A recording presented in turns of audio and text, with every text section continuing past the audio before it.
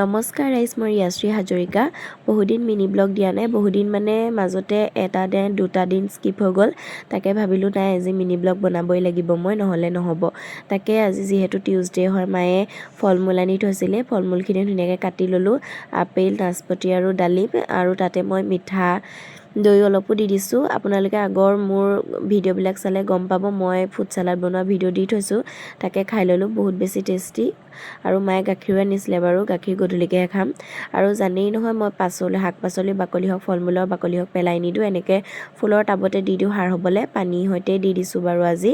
আৰু বহুদিন মোৰ ফুলখিনি দেখুৱাও নাই, যিহেতু টাইমো পোৱা নাই, স্কুলো থাকে ন ৰাতিপুৱা, সেইকাৰণে দিনটো আৰু এনেকৈ গৈছে। আৰু ফুলখিনিও যত্ন ল'ব লাগিব, বেয়া হৈ গৈছে।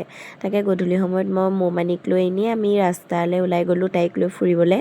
ঘৰলৈ আহি গা পা ধুই ধুনীয়াকৈ হনুমান বাবাৰ ওচৰত ধূপ দি ল'লোঁ, ভগৱানৰ ওচৰত প্ৰাৰ্থনা কৰিছোঁ যাতে আহিব লগা দিনবোৰ ভালদৰে নিয়ে যাতে।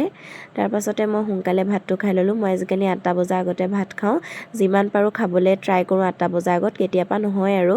তাকে ভাত খাই পেলাই মই ডাইজেশ্যনৰ য়োগাটো কৰি ল'লোঁ। আজিলৈ মিনি ব্লগটো ইমানেই দেই, বাই।